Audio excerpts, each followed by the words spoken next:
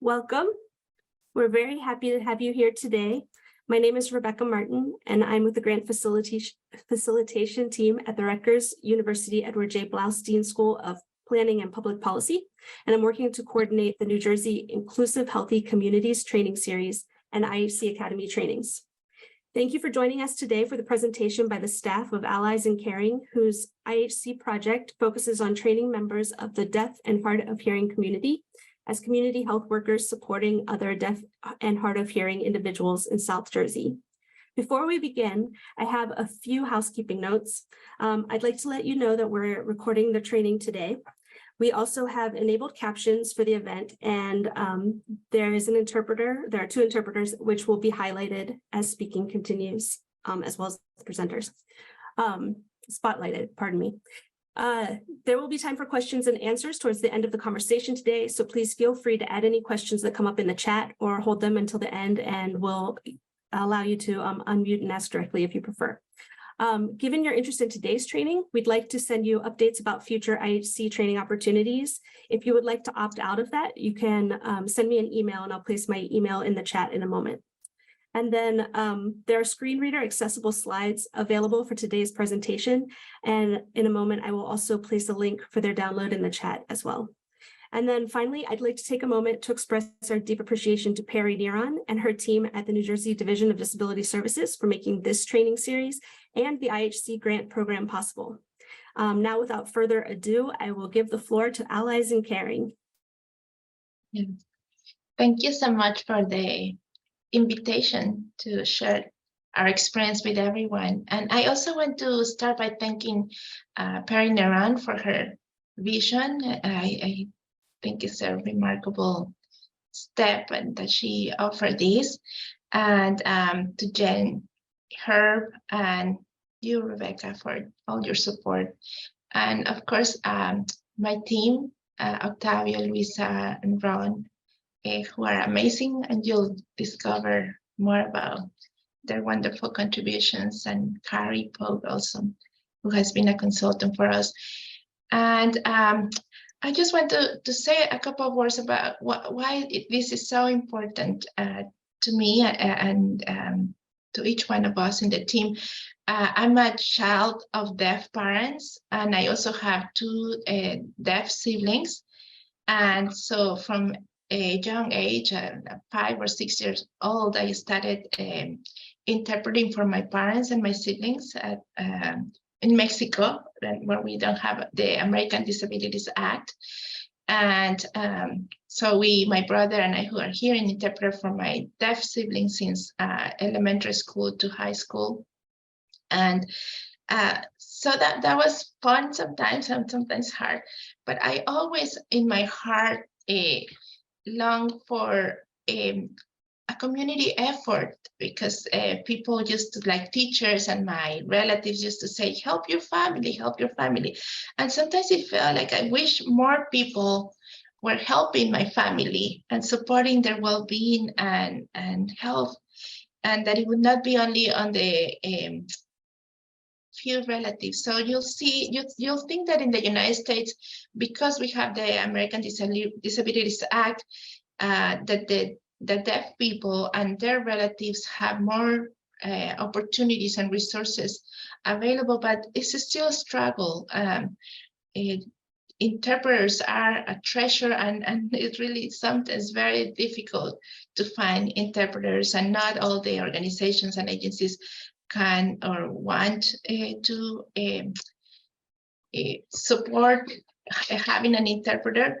So this effort that the inclusive health communities has made possible for us through their funding and support is really helping us change the system and get more people on board, so that the community, we all together can ensure that deaf people have the opportunities and resources that helps them give their best. This is very important to me, because we tend to label deaf people by what they lack of, but what we as a society are missing is that they have so much to offer, so many gifts that are needed for our communities. So through this program, we are making possible for deaf people to offer their gifts that are needed in our community. So I'm going to let now the team talk a little bit more about what our work has been about. And so I'll pass it over to Octavio.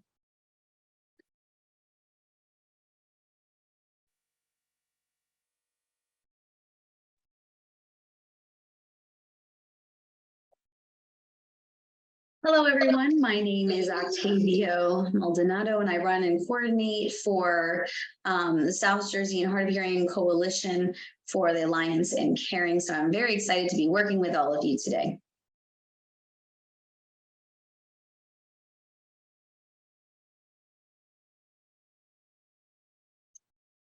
And the next individual is saying, hi, yes, hi, my name is Louisa. This is my sign name. My role is a community liaison, working in schools, VR settings, and different types of events and hosting them. So thank you so much for joining us today.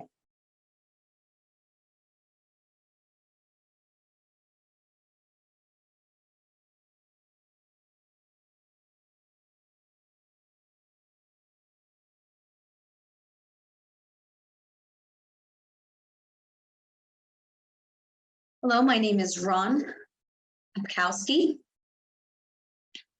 I was born and raised in a deaf family. I have 2 deaf brothers.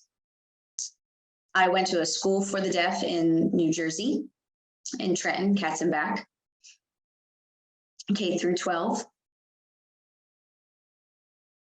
After graduation, I went to Gallaudet University and got my degree in biology, and I work as a wildfire biologist for the past 30 years with federal services. Recently I retired, and now I have joined this coalition, this organization, as a volunteer. I spend a few hours a week with these individuals to work on several different projects and programs. So I just want to welcome you all.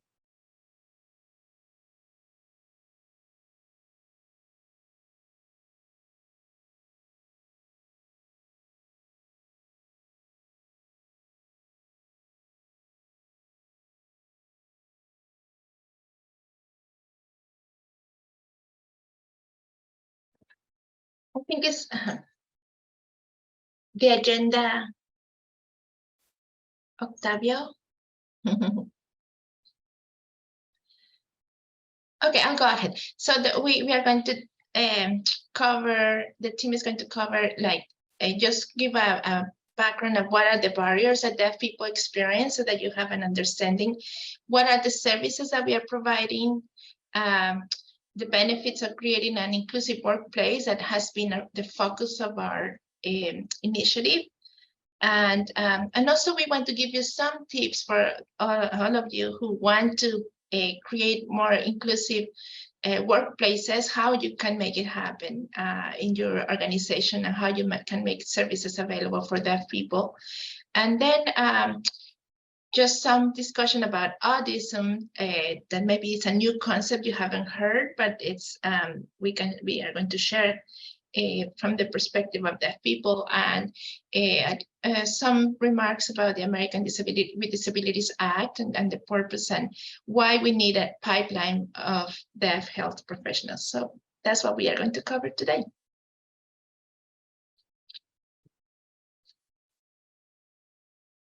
Next is Octavio.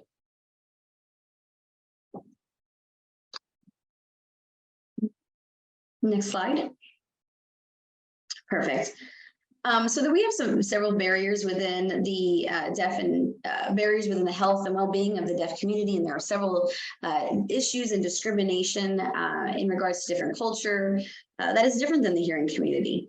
Also, we have many people in the deaf community are very isolated, very lonely because of those barriers, because there's not enough interpreters, not enough employment, health services that are provided. In addition to that, there's, like I stated, that there's not enough interpreters and accessibility to closed captioning services and technology. And that's been a very slow process. People often think that deaf individuals can't, that there is limitations, that they are not smart, that they, because of the fact that they cannot speak, and that they're less educated and inadequate, and because of that. And but really there's several barriers in regards to those resources that are not being provided. And so we want to explain more about the skills that we can provide to enhance the deaf community and education. We in our culture with the deaf, we cherish our culture. We have, we identify, we can use our facial expressions. And people might notice that as being a little bit different, but that's how we express things in the deaf community. If we had no expressions in our face at all, it would be harder for people or even for us to be able to understand our feelings, our affects, our emotions. And so we have a variety of that within our deaf community and our culture and our language. Next slide.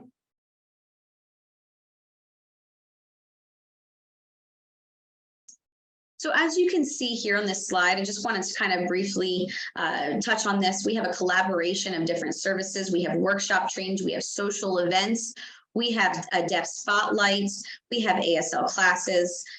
We have a variety of different things that we expand upon within our program, as well as behavioral support services as well. Next slide.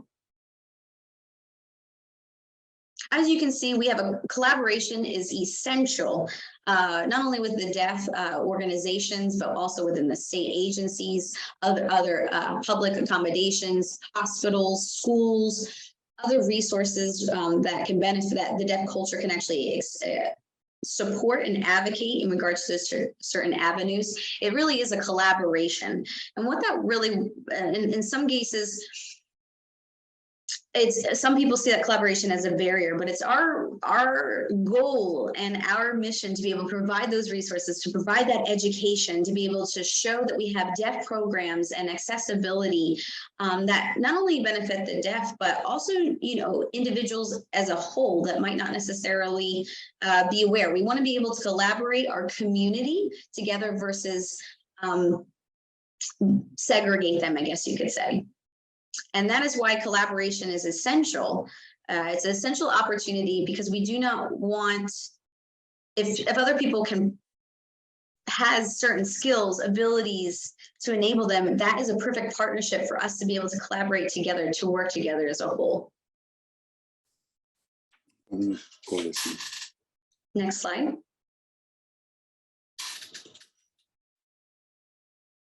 Now, most of our services is in regards to navigation services. And what that means is that the deaf community is workers, CHW. We'll be expanding on that more, but that they are working with 144 hours of contents and training and additional hands-on training in regards to learning, in regards to the medical field, about diabetes, stress, anxiety, learning more about resources and the healthcare system as a whole. They really go in depth in regards to a lot of medical training under the Camden Community College Department of Health. Also, community health workers is very important to be able to help the healthcare professionals, because we've noticed that there's not many deaf professionals. And community health workers are essential because they are certified in that. They have a degree, and most professionals have a bachelor's degree or a higher level of education, but for CHWs, it's nice because they can be able to help kind of advance and support the deaf community in regards to those areas that maybe other people might not be aware of or unfamiliar with in regards to this particular culture. So it's very nice that CHW is able to advocate and educate other individuals about deaf individuals' needs, their culture as well, and also provide resources and collaboration as a whole within that organization. Next slide. So as you can see here, I'll let you kind of take a minute just to read this. Community health workers, this is our vision and all that they do, their roles and responsibilities. what in regards to, you know, healthcare education, basic needs, socialization, documentation, and stuff like that.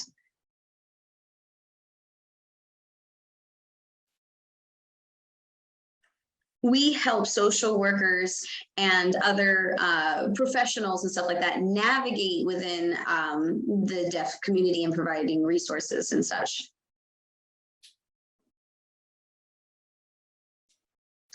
So suppose someone needs, so for example, suppose someone's looking for housing or food stamps or anything like that. You know, they might not know anyone in the deaf community. They might kind of not know what to do with this individual. And most staff, like I stated, feel very isolated in regards to being able to find those resources.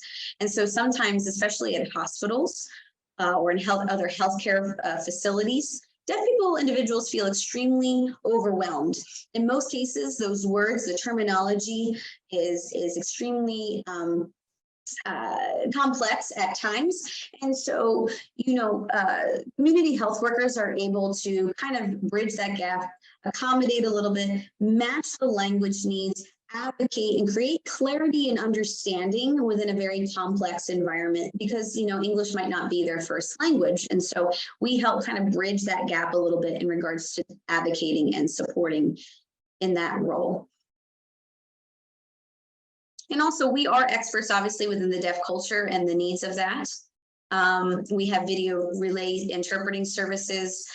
We also have what we call VP, which is video phone services. We have different types of technologies and resources that we can provide as well, which is essential. And with that, it creates less stress and being able to make a better environment and improvement all the way around. Next slide.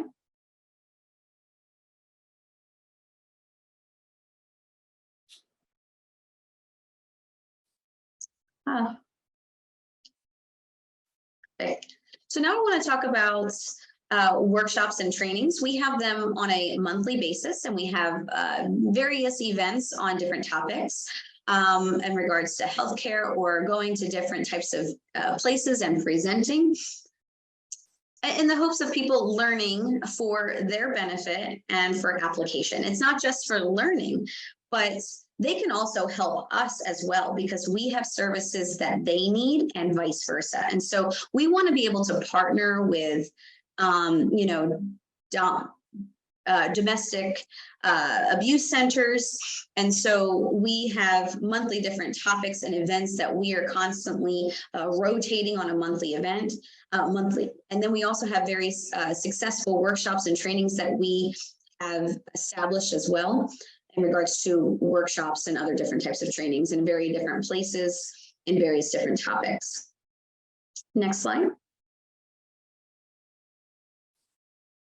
We believe that socialization and the community outreach is key. It is essential because many deaf people, like Octavio has already mentioned in the past, are extremely isolated. And it is important to bring community together, to have similar mindsets, ideas, language, right? Whether regards to, even if the parents are deaf and the kids are hearing, whatever the case may be, that environment as a whole allows them to be able to collaborate and find connection. Some senior citizens as well have become extremely lonely. Some of their friends have passed away and they feel, like I said, very isolated. And so these social events through various organizations, presentations, trainings, they feel more included, and it keeps them out in the community. It keeps them vibrant. It keeps them feeling that they have a purpose to live. And of course, that is important for their longevity and their health as well. You know, and it's important to include adults also with children as well, to influence them, their language acquisition, especially with deaf access and language. You know, adults have a lot of benefit to attribute to the next generation. Next slide.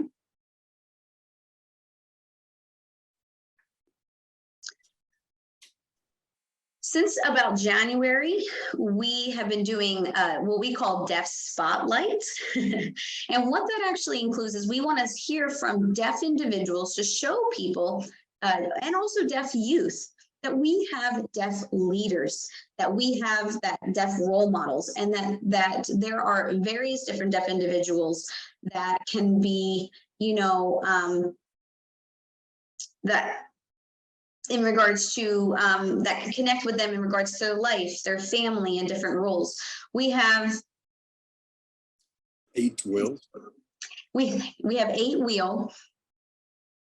For example, so for emotional or knowledge, finances, physical, social, spiritual, array of different needs that we could match for a particular individual to help explain to individuals that when they're watching these videos, they can, you know, learn from it. And that's not just a right or wrong, right? It's about showing a deaf role and what that individual can become in the future, right? To help inspire youth and engage them within their community and in a life path. We can go to move on to the next slide, please.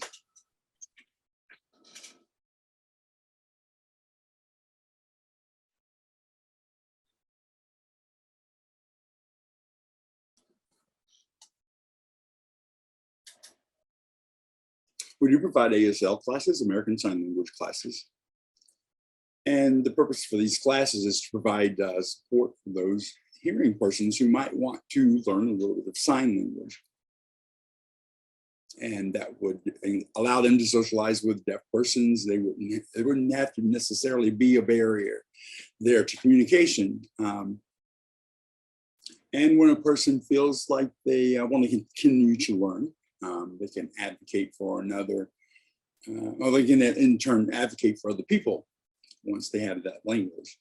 And having that ability to communicate, not just with ASL, but for about the deaf culture, about the devices that we use, the technology that we use that allows access. We'll go to the next slide.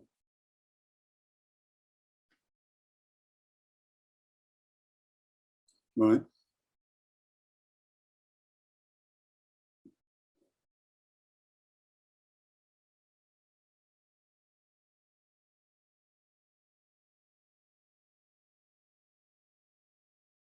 Let's talk very briefly about the word autism.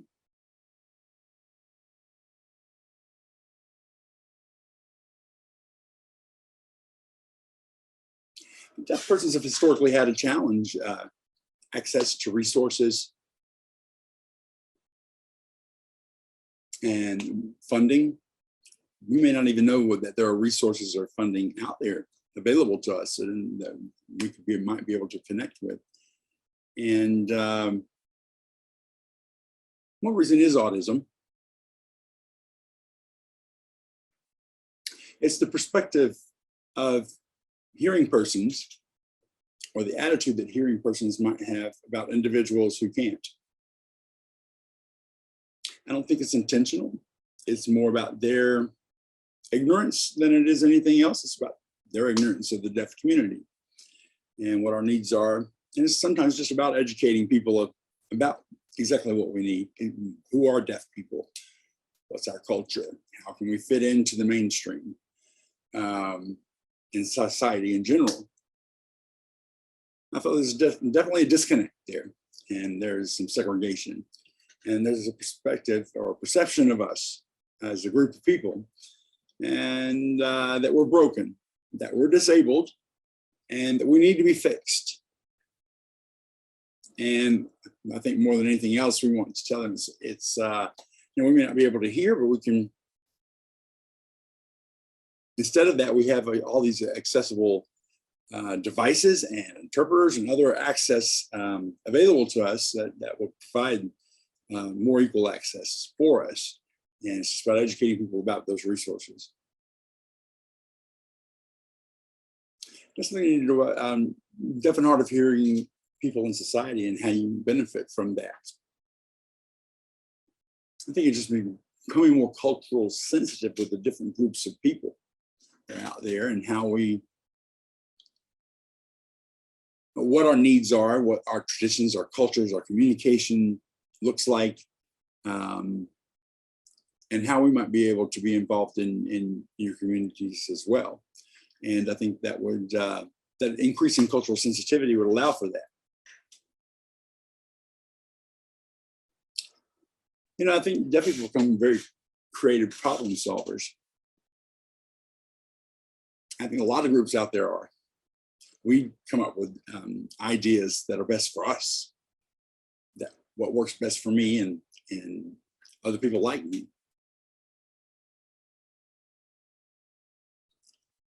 And I think it's also important for all of us to come together and talk about ideas about how to remove barriers or receive services or have access to different organizations, and how we can all contribute to society. And otherwise, I mean, how will we ever see any kind of improvement? Deaf people are very visual thinkers, very visual learners. We do depend on visual cues, and we depend on our eyes for almost everything, all information intake. And screens with interpreters, captions, readers that allow us to understand the information that is presented to us. And that's some of the resources that I'm talking about. Thanks.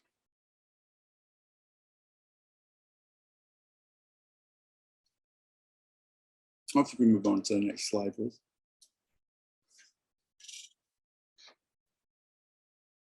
The strategies for increasing diversity and inclusion. And really, I mean, deaf people are not all the same. We do have a variety of deafness. There's also deaf blind persons. There's deaf people who have Down syndrome. There are deaf people who are hard of hearing. There's some deaf people who don't sign. And so we wanted to show you just a short video just to get a better idea.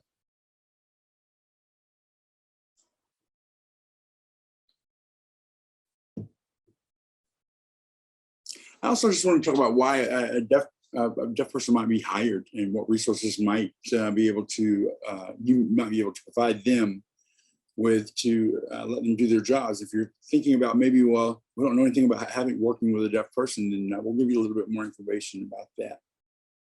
How you can best support an employee who is deaf or hard of hearing. We can go ahead and start the video.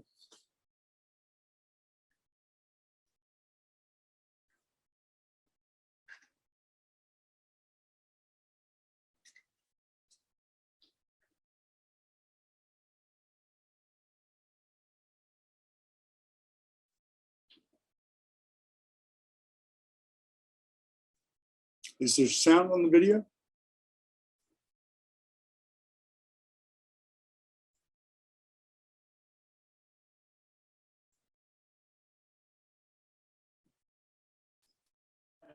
People view me as a deaf person, some view me as hearing, but it's not one or the other.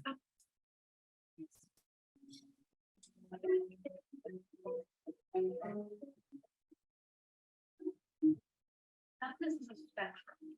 It's not just one definition. Someone like myself who's late deaf, and I am deaf in one ear and hearing in the other. Some people view me as a deaf person, some view me as hearing, but it's not one or the other. I was born deaf. My father is deaf in one ear, so it's hereditary. I'm the youngest of 5 siblings. The 3 youngest are deafblind. I switch between deaf and disabled because I'm also a little person.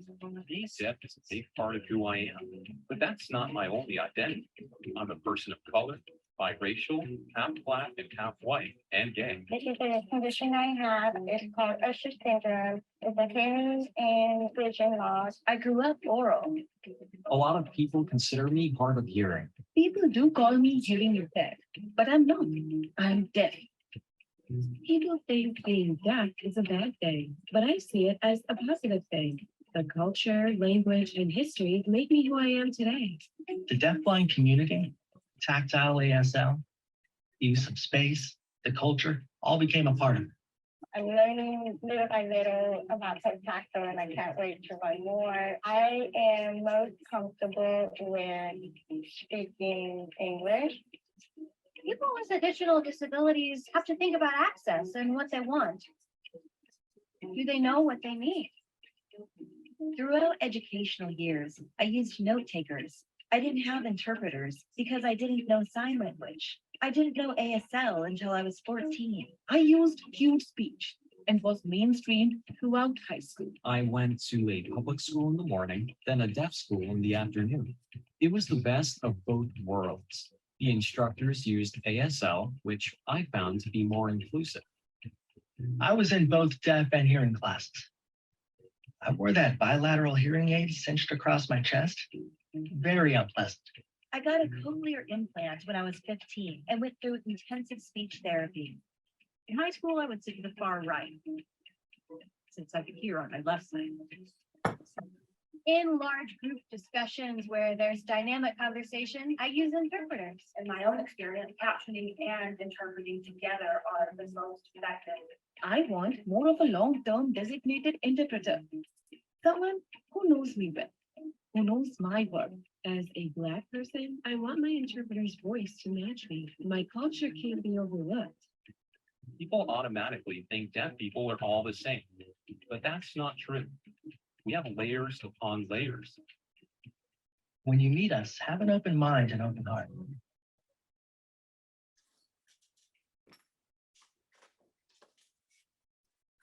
I think this video is really important to sort of showcase the variety that the deaf community encompasses. Basically, I mean, there's some people who sign, some people who don't, some people who are stronger or have stronger use of American Sign Language, and others who are signing more English-like in the way that they use sign language, and some have an accent, even a signing accent. And so these are important things to know, that when you hire a deaf person, it's not one size fits all. You're going to have some things that you may need to accommodate for one person that you may not need to for another. And then there's also tactile sign language and other things that are provided for persons who are also deaf blind. And there are just things out there that you can use to encourage or promote a good working environment for people who have disabilities and people who are deaf or hard of hearing, and that there is a variety of options.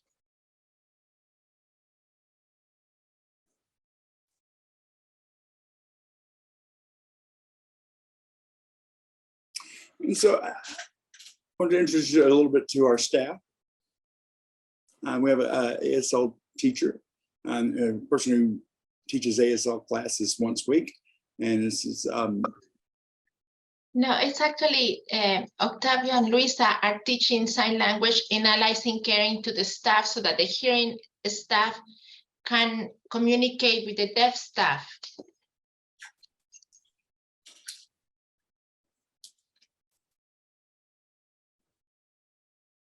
yeah, sorry. Luis and I are teaching the hearing staff of the places where persons are hired so that they can communicate with each other. And so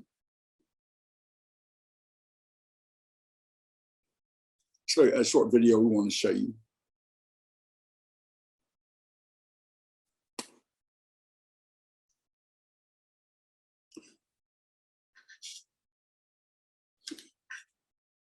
So anyone can learn to use sign language. Let me just have a little short video for you.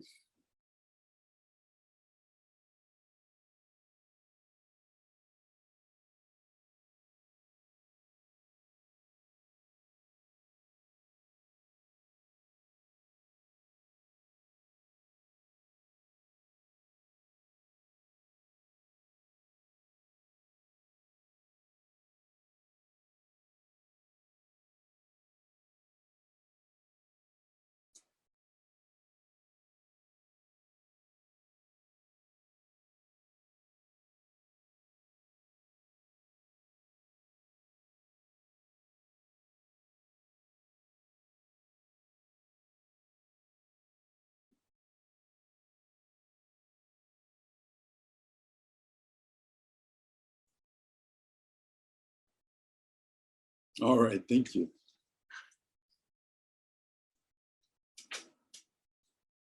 As you can see, it's important that we expose the hearing staff to sign language so that there's some communication happening. Particularly in mostly it's a hearing company, and you may not feel comfortable. And then it's just another way that you can lessen the barriers that a deaf person experiences at their work. They can feel a little bit more comfortable about being able to communicate with some of the staff there.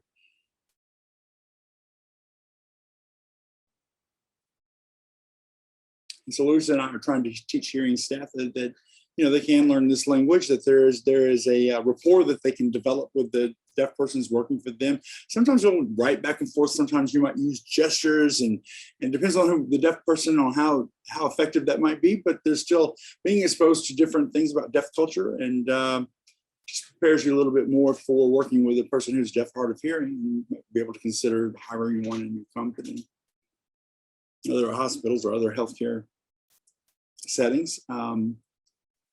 That's one of the things that we feel like is a great resource. We'll move on to the next slide.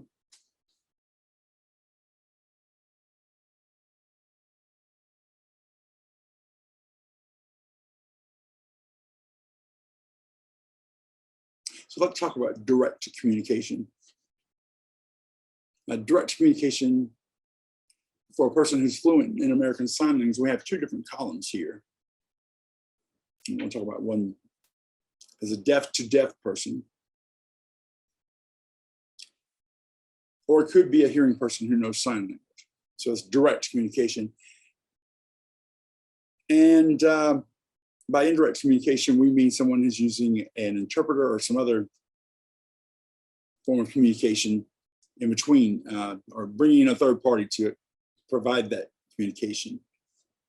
So I want to talk more about the direct communication right now. If a deaf person's signing and it's just the two of us, it's much easier for us to establish a rapport, to support each other, to understand each other.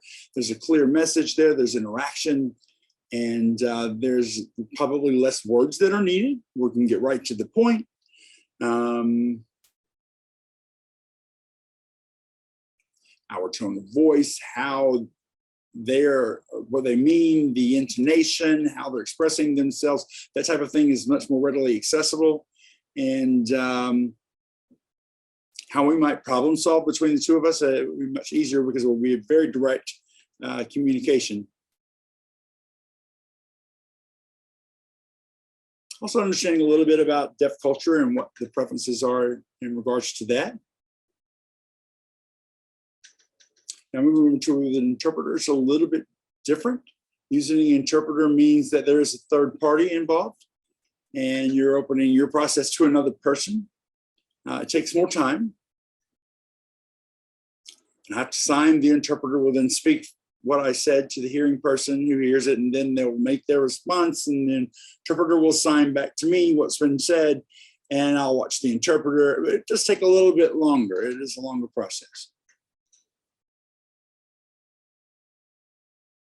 Sometimes when an interpreter might misunderstand what happens, and you might have a communication breakdown.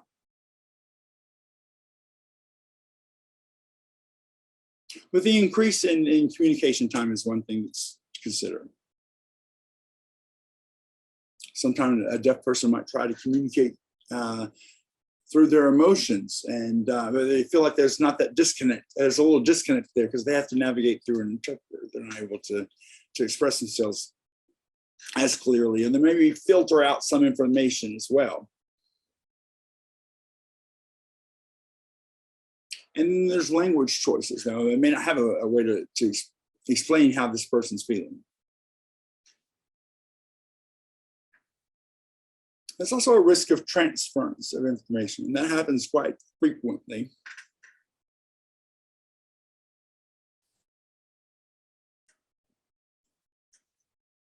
And also there's a fear of that confidential information might get out there with the use of an interpreter, that other people might learn about what's happening in this setting if it were to get out there, if the interpreter broke the confidentiality clause of their ethics. So a lot of things that affect the dynamics in a group as well. So just different things to think about.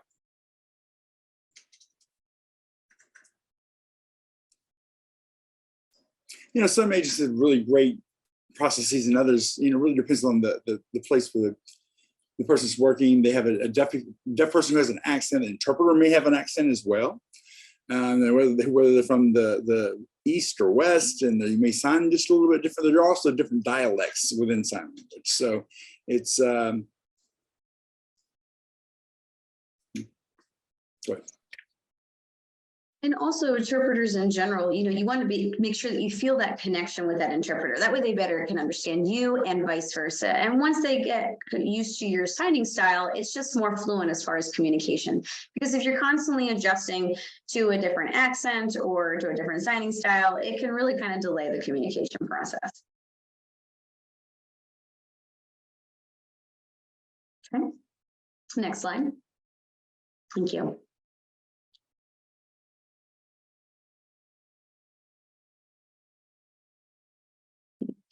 All right.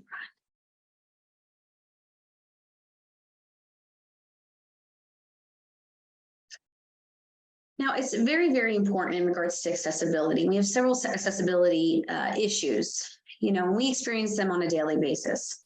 Many of you might not even necessarily realize that, but several of us have faced several challenges in an array of different settings and environments. For example, going to the bank, just trying to talk to a bank kids, or just to try to get a mortgage, or we have to make arrangements ahead of time. We can't just go in there, and that's our life every single day. We have to make those arrangements in order to do daily activities.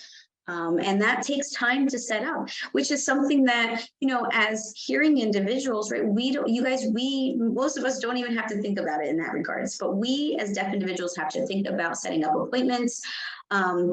We think about, when you think about TVs, websites, social media, not all those into places, not all those websites, not all those videos, so it's closed caption or are actually accurate. And so to be able to kind of learn that information and the same resources that you guys are provided to the general public is not always easily accessible to us.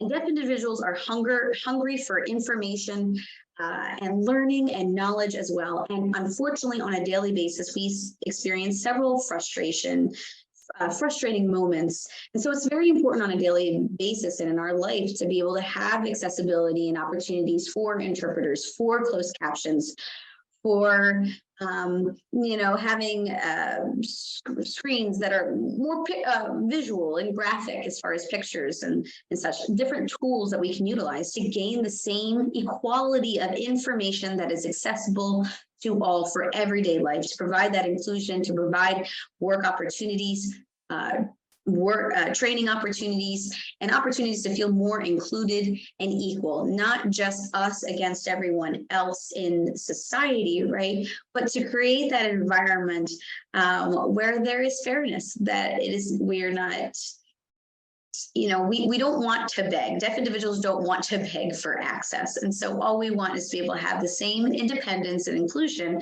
that everyone else also has at the workplace, because we are independent and we don't want to rely on other individuals to quote unquote help us. We are independent as well. We just need certain tools to be able to do that, right? Whether that be through a service of a sign language interpreter, or to gain access of information, or perhaps through accessibility through captions, whatever the case may be, but we might depend on other devices, so we're not depending on individuals for that accessibility. Now, values. Deaf individuals have values as well in regards to our language, and often we as children, as early childhood acquisition, that is deprived from many individuals for language. And that could be from any stage of level of age, and that language could be deprived. And so language is a very essential piece in regards to who we are, and in regards to communication, and especially for our behavioral norms. And thank you.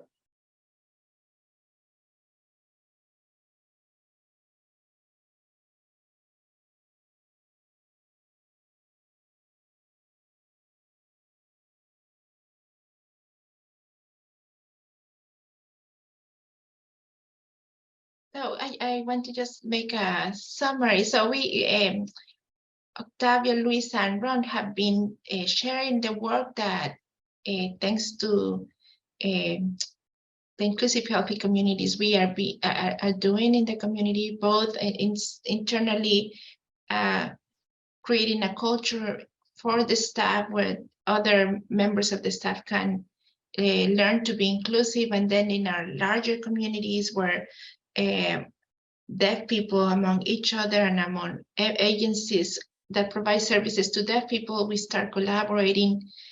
And then we also are educating the larger community about not only the needs of deaf people, but the gifts that deaf people can offer. That's what the spotlight is. So I want to give a couple of examples before I move directly into this side of how this work, what we are being able to do through these collaborations and having deaf staff involved. So for years, there has been a need for summer camps of opportunities for deaf kids to participate in a summer camp. And especially if there's one in North Jersey, but in South Jersey, we haven't offered that. And in Hamilton, where Allies in Caring is located, there is another family who, a school that offers a summer camp for hearing kids. And they had a person who reached out to them asking if they could include a deaf kid, if a deaf kid could go to their program. And then, since I know about Allies in Caring and the work that we are doing with deaf people, they reach out to us, and we are working now together to offer a summer camp for deaf kids. And so we are combining our resources. So they have the expertise and the location and to offer this summer camp. And we have the connection with the deaf community so that it will be affordable to them to hire deaf counselors. And if they can offer this program not to only one kid, but up to more kids. So through this collaboration, we have created a flyer, and we are talking to schools and other organizations and advertising to other kids. And we have helped connect the READ program with deaf counselors. And we have helped in the process of interviewing the applicants. So that's because we have this collaboration, then more opportunities and resources can be available to deaf people. We are collaborating with another organization that offers education for domestic violence, prevention of domestic violence. And so it's the same, like we are just combining our resources and making the information and resources opportunities available to all deaf people. And so I just wanted to give that example. And now I want to move to just continue to emphasize why is Allies in Caring choosing to center deaf people. As you can see, the people who are leading this project are deaf. And I strongly believe that we could not have been offering all these services and resources if they were not centered in the work. And there are many reasons why. One is because Luisa, Ron, and Octavio, being deaf, are passionate about this work. So it's natural to them. They are doing it because it's their lived experience. So there's something powerful on having lived experience. So that when one has a lived experience, one has the empathy, the passion, and also one has the knowledge and the networks. They together know people that have other deaf people that has knowledge and skills, and they can help pass the word. And also because they are known, other people trust Allies in Caring because they probably with other deaf people can trust other deaf people. That's very natural. It happens also, like I'm Latina, among Latinos, if we see someone that looks like me, understands my language, my culture, I feel there's more trust there, and I feel more comfortable joining and participating. So that's the advantage of having the deaf team. And so the other advantages is it has to do with also having the possibility of direct communication that also Luisa mentioned. But I am aware that we have wonderful interpreters, Rachel, and here helping us. And I want you to know that we very much appreciate the work of the interpreters, and it is really key. Also, we need technology, we need interpreters, and we need to center deaf people. So all of those are necessary.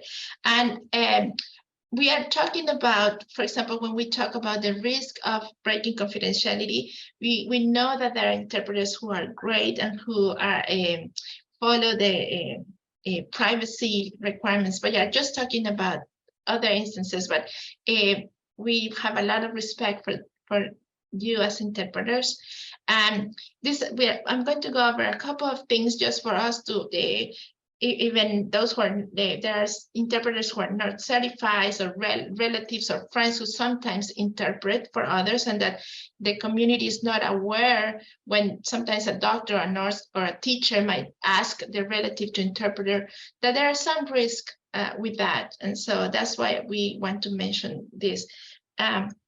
So what works when we want to support deaf people is to build cooperative relationships rather than paternalistic relationships, or what we might call a benevolent relationship. So sometimes maybe the parent or the sibling might take on the role of interpreter, but if the person is not aware, the interpreter starts making the decision and speaking for the deaf person. So that's a detriment to the deaf person. What we want is to encourage relationships where we respect and we are cooperating with the deaf person, really listening and being at the service of the deaf person. And that's what helps the deaf person then bring out their skills and knowledge. So we in Allies in Care, it has been very important for us to attend to that, like, rather than assuming that I, as a hearing person, know better, really reminding ourselves that the deaf person is the expert in many ways. They are the expert. Like, actually, each person is always, we are the experts of what is important for ourselves. And so that's what we want to know. And the leadership that we practice is servant leadership. And what that means is that we really pay attention to how we can support. I prefer to use the word support than help, because helping sometimes just is a subtle difference, but in helping, we might think that we know better what the other person needs, or we have the solution. But in supporting, implies that we ask, that we get information from the person about what they already know, what they don't know, what they want, and what they are ready, what steps they are ready to take, and how we can support those steps that they want to take. And so that the role of the community health worker is very important to us, in that that's kind of the role that really we are hoping to expand, where we want more deaf individuals to become resources for other deaf community, that to support other deaf people. And the other point that I'm looking here, the slide that I want to make, is one of the challenges that we find with the very well intended American Disabilities Act requirement for organizations to provide interpreters is that sometimes the employers cannot provide it because they don't have the means, or like, so and then the so there are many challenges, like even if there's a mandate to provide them. So what we are thinking in Allies in Care is, how do we share the burden between the as employer and the deaf employees who need the support, or the co-workers. In the case of Allies in Caring, we are asking our our employees who are hearing to also learn sign language so that they can communicate. So ideally, as we think of creating a culture that is more inclusive, we want to ask everyone to share, to participate in that challenge, so that we create an inclusive environment. So both as the co-workers see who is interested and who and as employer really make it as interesting and as compelling for the other workers to want to learn sign language. And for the employers, we are creating a toolkit, but also we can continue to work with the with the funding system to always keep in mind and look for funding that will help us pay for interpreters. And as employers, we can also think about how do we invest in the training and development of deaf employees, so that at some point they become the leaders of the program and they can be the ones running and providing direct services. So that's what we are doing now. We are creating a pipeline and of deaf workers that could then become the leaders of the program and become the direct providers. So that way we make sure that there is more, that all the programs that we want to offer are fully available for deaf people. So we can go to the next.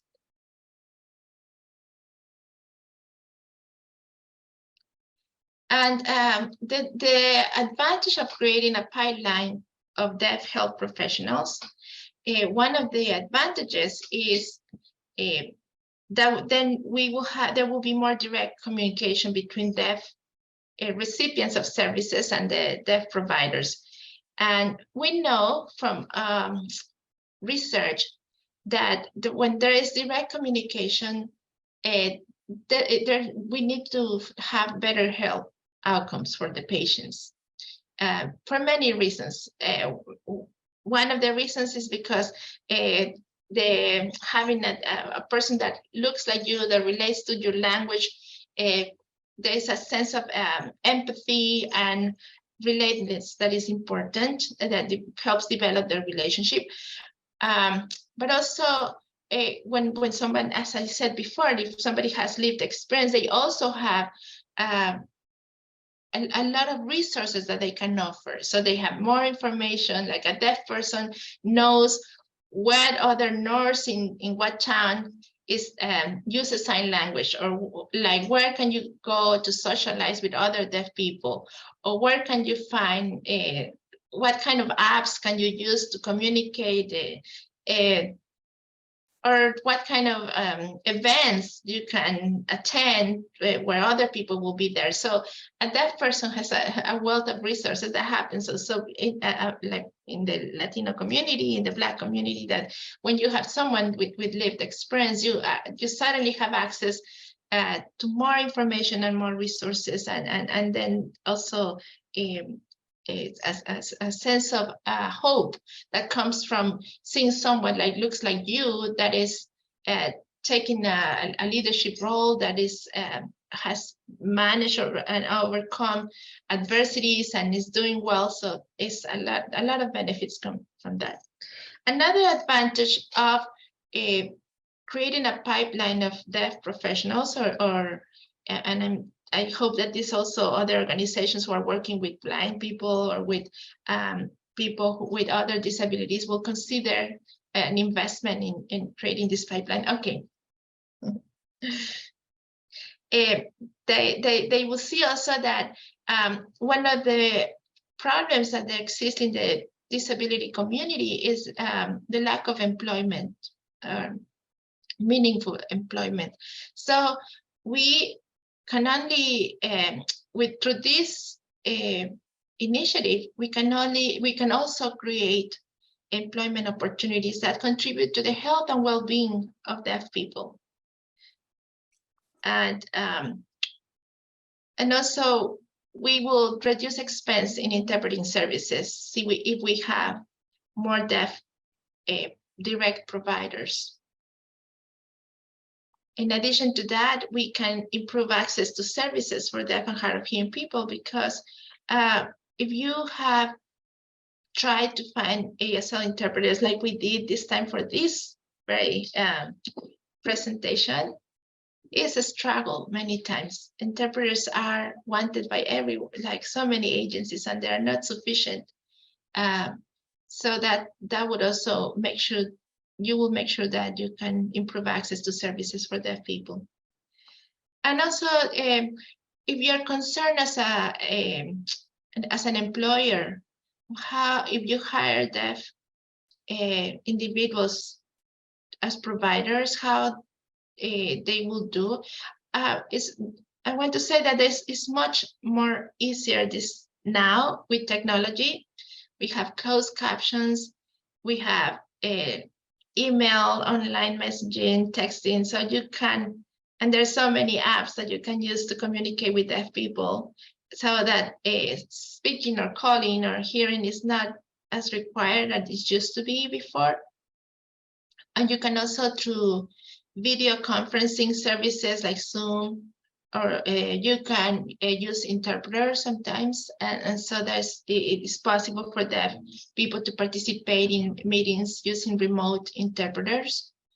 And also deaf people are much more connected through social media now, so they can also interact and socialize that way. So it's possible to support this initiative of creating more employment opportunities for deaf people, and centering deaf people, so that we make sure that there's increased access to services and opportunities.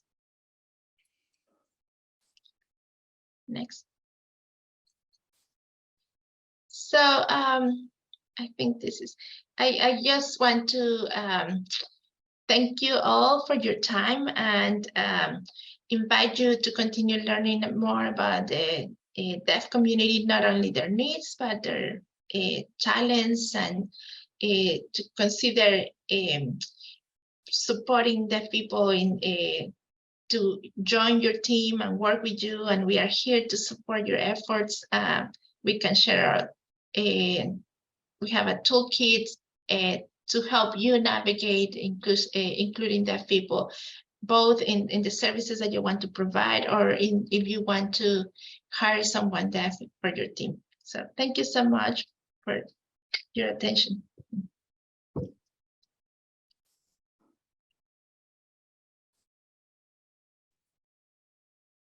Thank you very much. It's been really great to hear about this. I feel like I personally have learned a lot that I didn't already know. And so I'm very excited and very thankful to you for that. I'd like to open up the floor to anybody who would like to ask questions. You can unmute and ask if you like, or you can put it in the chat, however you prefer to do it.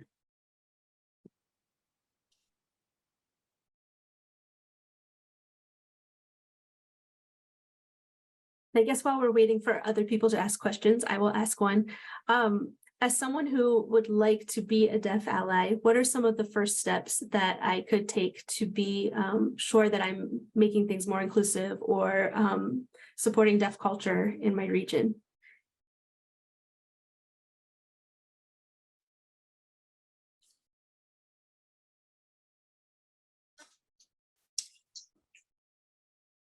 Octavio speaking. I think it's important to be willing to contact other people. Like our program is great with helping with certain resources and providing information about culture, and also improving opportunities and forming coalitions. I think that's the biggest thing, is just having access to all that information and working together. And, you know, to make sure that we keep in touch, and that and you keep networking with other people. And I think that's when there becomes some trust comes, and that communication comes, that you'll see the support is out there. And then I think the more that's evident, now you'll get the trust of the deaf community. I just wanted to add that, well, if it's possible and it's in your availability of time, learn sign language. And if you can't learn sign language, just check with every if you're going to, if you know there is a person. I know you're already an ally, but I'm just saying in general. I know you're asking the question on behalf of other people, but to ask, to make sure asking the audience there is deaf people, or if you're going to offer a program, offer closed captioning or ASL interpreting for those who are interested. So just keep it always in the awareness that there might be a deaf person who's interested. And if there is a workshop or whatever is being offered, consider offering it in sign language, or just mentioning that if somebody is interested, you'll be willing to look for an interpreter. I know it's not always possible, but just making the offer. Yeah, I know Ron might want to say something. I see him wanting to contribute. No, okay, no. Yes. Thank you. I see Ali. I have a comment. This is Ali. I was born and raised in South New Jersey, and when I was coming up, there was not a lot of services for deaf and hard of hearing people. I'm really thrilled this organization was established. I think it's a great boon for us. I'm really happy to see this.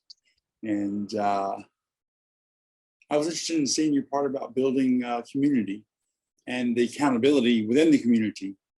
I think that's great. I think I work for a hearing agency now. I'm the only deaf person who works there.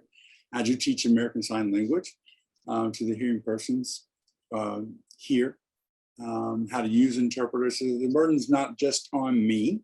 It's the interpreter request is not just on me. It's also on my hearing colleagues.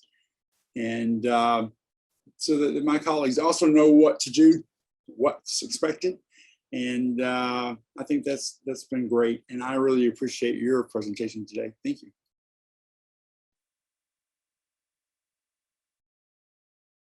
Thank you. I see that there's a question in the chat. It says, I am intrigued by the idea of the deaf healthcare worker employment pipeline. It appears to have double benefits: employment for DHOH people and services for the DHOH community. Is there a field where you see a lot of potential? Are you having success with any particular kind of healthcare jobs? Yeah, I think that the field is the community health worker. That's what we are. The reason that we are thinking of that role is because it doesn't require, you can be a community health worker with a GED or a high school diploma. And education, higher education for deaf people, it has been a challenge because of all the barriers that deaf people experience. And so I think it's a good start to start with the community health worker role that makes it available for. There are many deaf people who are very skilled. They have a very useful lived experience that can be a support for other people, but they just don't have the credentials. And so I think that if we start the community health worker, and Allies in Caring has an apprenticeship program, and at the same time, for those who are interested in going to college and can do it, and we support their training and their credentialing process, because for other roles, like to become a therapist, you have to obtain a license, right? And so that's where we struggle. That we do have some deaf people with a master's degree diploma, but they just don't.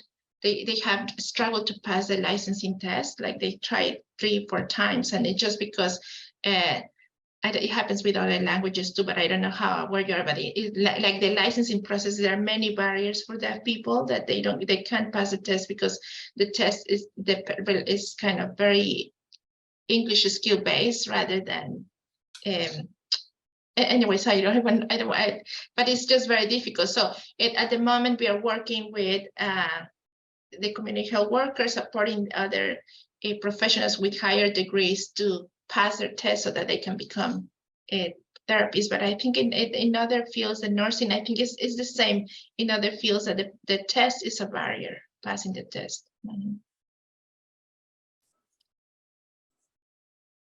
Thank you.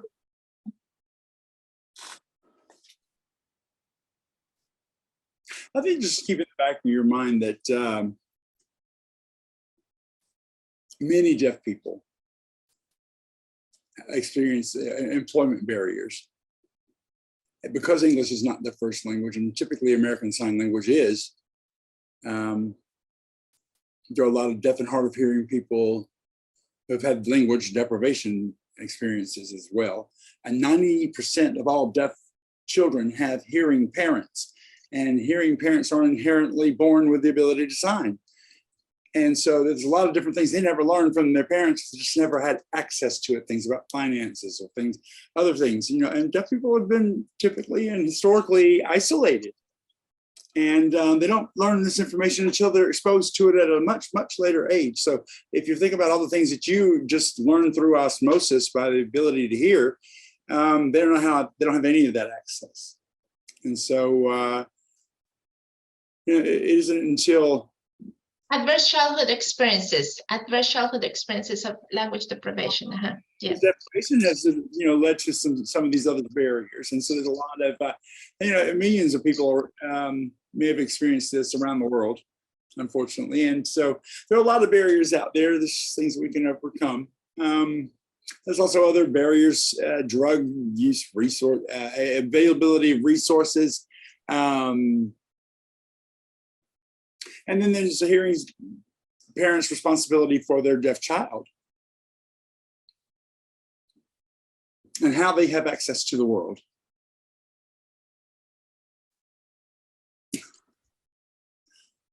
And then also in regards to deaf individuals, they've missed so much information over the years. And so in regards to finances, in regards to health. And so, that education is minimal at best. And so those are all barriers that are encompassing in regards to the issues that we face, and healthcare is no different. And that is why we have healthcare training in regards to 144 hours, plus teaching them in regards to, the medical terminology, support, advocating, and it's a benefit all the way around.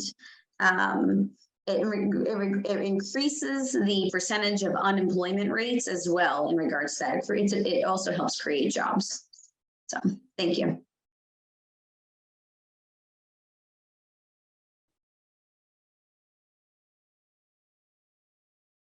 Are there any other questions?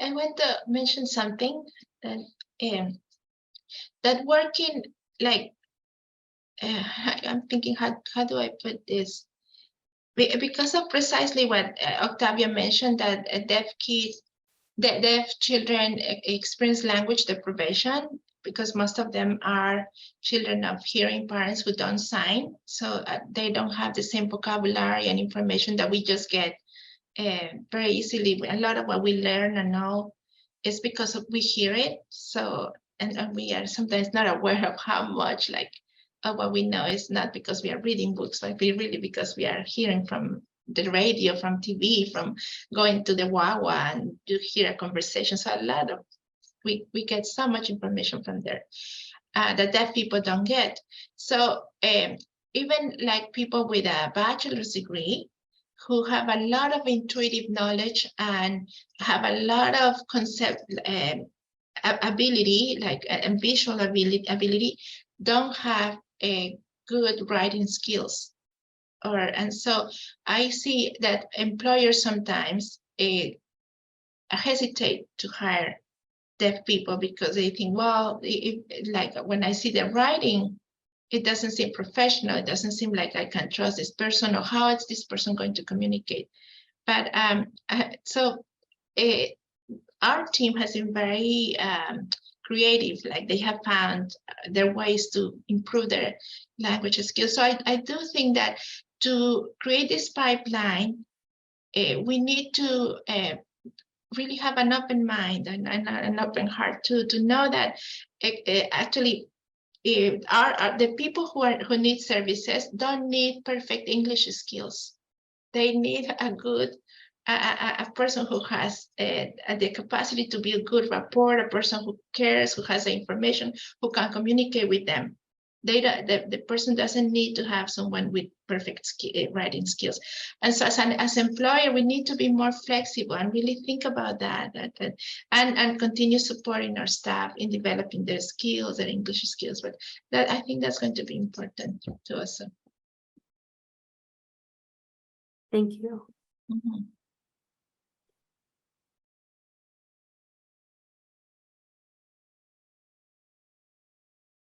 I'm not seeing any other questions. Does anyone have any?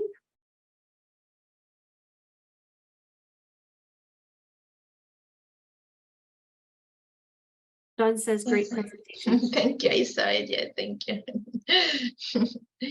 Thank you. Thank you for coming. Thank you to the interpreters. They did a great job. Yeah. Yes. Octavio, Ron said, thank you very much. Thank you to you all. Thank you all so much. Oh, sorry, Ron. And also, Ron is stating, thank you, Rebecca. Thank you so much for hosting this. Thank you for this opportunity. And thank you to the interpreters as well. Thank you all very much for being here and for a wonderful presentation.